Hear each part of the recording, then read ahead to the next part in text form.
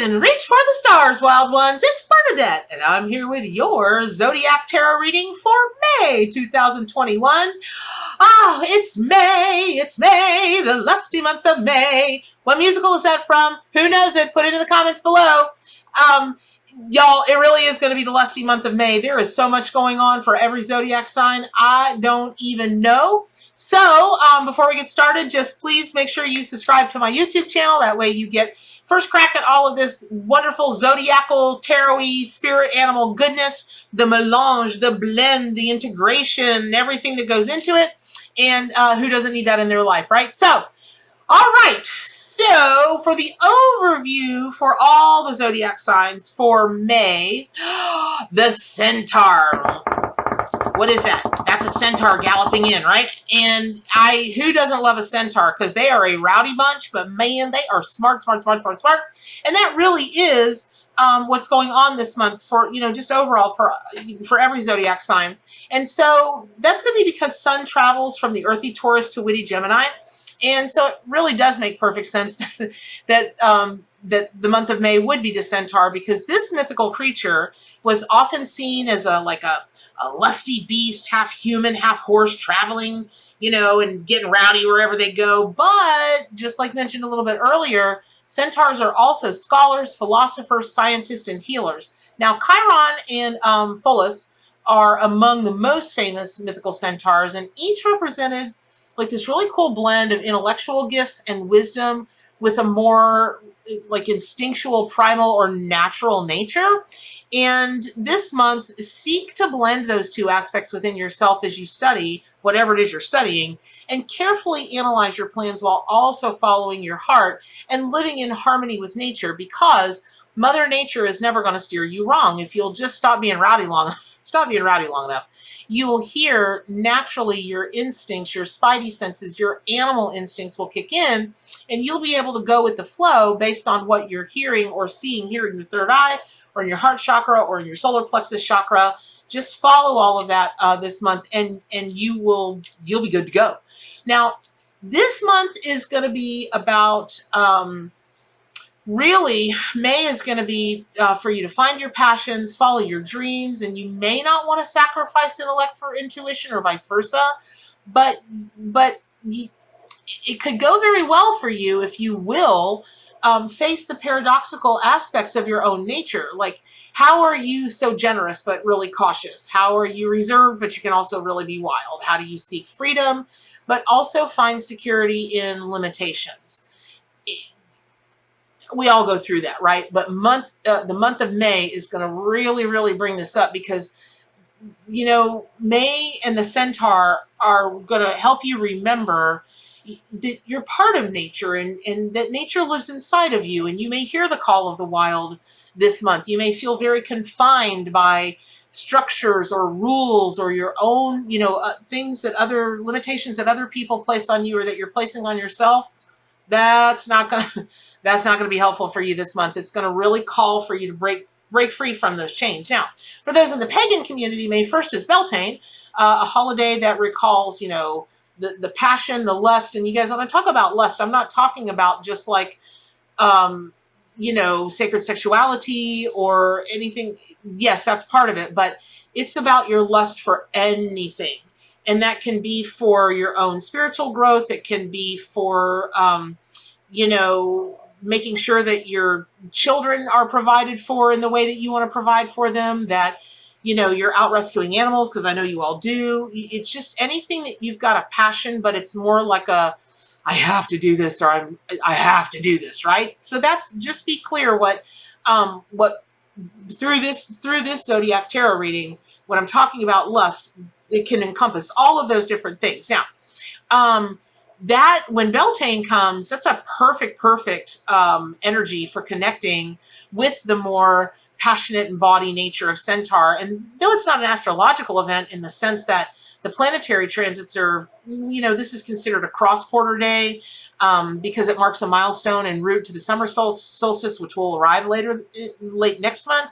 On May 3rd, Mercury enters Gemini, and that's going to be a really potent time for creativity and communication, especially relevant to this month's animal messenger, and which of course is the spirit totem and power animal of Centaur. Now, you may feel motivated to travel, reconnect with friends, spend more time studying, chatting, maybe even experimenting with new technologies. So May 8th brings the ingress of Venus into Gemini, and that means your relationships and desires may also become more intellectualized. This is a great time to speak up about your feelings towards others, and you might even find greater inspiration to create art now. Plans for business or investment, that can also take shape, because remember, that is a creative endeavor of its own, especially if you've got guidance or information shared by someone you trust. Because and let's be clear, I'm not a business advisor, I'm not a financial advisor, I'm not a professional in any way. But when you think about how to diversify a portfolio, or you think about investing in different kinds of things, that's a creative endeavor, because investing is part science and it's part art, it's part spidey senses. So again, I am not a financial advisor and I'm not a business advisor in any way. So take that for what it is. It's spiritual and metaphysical information. Hopefully it's helpful to you. Now, when we get to May 11th, the new moon in Taurus, that joins the power of the radiant sun and the mystical moon. Your outer and inner worlds can be harmonized around the qualities of the sign of Taurus. And what that means is create beauty and comfort for yourself as well as others, grounding yourself, investing in luxuries that please you, creating a sense of success that can be really important to refresh your energy right now. Because, Taurus energy tends to get stuck in a rut. And it really can be awesome to step outside of that rut and just kind of refresh and respark everything. Now, this past year, woo, Lord, it has been filled with intense ups and downs. Astrologers all over the world are looking forward to May 13th as Jupiter enters Pisces. Whoop, whoop, whoop, whoop, whoop. And that's, listen, the intense aspects are going to continue to abound, but this milestone marks a time in which we can collectively expect greater enlightenment, healing, and definitely a surge in compassion, which can we ever have enough of? No, the answer to that is no. So I'm all about the compassion. Planets, bring the compassion. All right. Now, having said that, let me say this. This is not going to solve all of our problems, but it will add a sense of good fortune finally starting to trickle into our lives. Well, your life, my life, everybody's life. And moving forward, examining your beliefs and expanding your mind, especially when it comes to like your beliefs of spirituality, your beliefs of natural law, healing, connection to others, all that woo-woo, metaphysical, new agey, just it's really nature is what it turns out to be, right? So that's going to be especially heightened now, and a really good time for you to examine that, because you might come out at the end of May being greatly expanded, in your belief system and your knowledge in that area. Now, on May 20th, the sun enters Gemini, and you might feel more mentally active and curious about options that can break up the monotony in your life. And on May 23rd, Saturn retrograde in Aquarius begins, and that's going to have a months-long impact on society collectively, kind of likely bringing us to revisit many of the tumultuous issues and changes that we were grappling with between May and September of 2020. And this time our task is to not be so reactionary, but to look deeper and challenge our expectations and preconceptions and examine disruptive, surprising changes from entirely new angles. And that, I'm being called to say that again. So instead of being reactionary, this time, take a deeper look, challenge your own expectations and preconceptions, and examine disruptive, surprising changes from new angles. What you thought you thunk or believed in back then, you may not think or thunk this time. And it might feel like an extension of challenges to your traditions or routines so that you can reestablish new frameworks rather than trying to reinvent a wheel that isn't working in the first place. That can be a little uncomfortable. Do it anyway. Because when you get to the other side of it, you'll just feel this lightness of being that will be so deeply rooted in your expanded awareness and understanding. Oh my gosh, you're going to feel good, and then you're going to be able to help other people feel just as good when you introduce these things to them. Now, on May 25th, it brings an exciting and emotional, healing grand water trine with Neptune in Pisces, Mars in Cancer, and Moon in Scorpio. What? How much water can we take? But this can be such a cathartic time. of powerful release and deep emotional intuitive connection. A great time for psychic development. Yes. So May 26th brings a total eclipse of the heart and the full moon in Sagittarius. Even if you're facing a phase coming to completion now, the mood is likely to be excited and enthusiastic and not bitter or melancholy. We don't need no bitter, no melancholy right up around her. We aren't having it in May. It's the lusty month of May, remember? Okay, and this can be a great time for personal harvest and empowerment. So cast off the bitter and the melancholy, whatever is negative, it doesn't serve you anymore. It's time to get excited, right? Whoop, whoop, whoop. We're going to be Chiron. We're going to be a Centaur. We're going to gallop through our own magical forest. That's it. What's not to love about galloping through your own magical forest? Now, on May 29th, everybody's favorite, Mercury retrograde. Yay! I'm kidding. So, okay, it begins in Gemini. So not only do we have a Mercury retrograde, but it will never know if it's coming or going. Should I stay? Should I go? Should I do this? Should I do that? Should I mess up this computer? Should I not? I'm going to mess up this computer. I'm going to mess up this phone call. No, I'm not.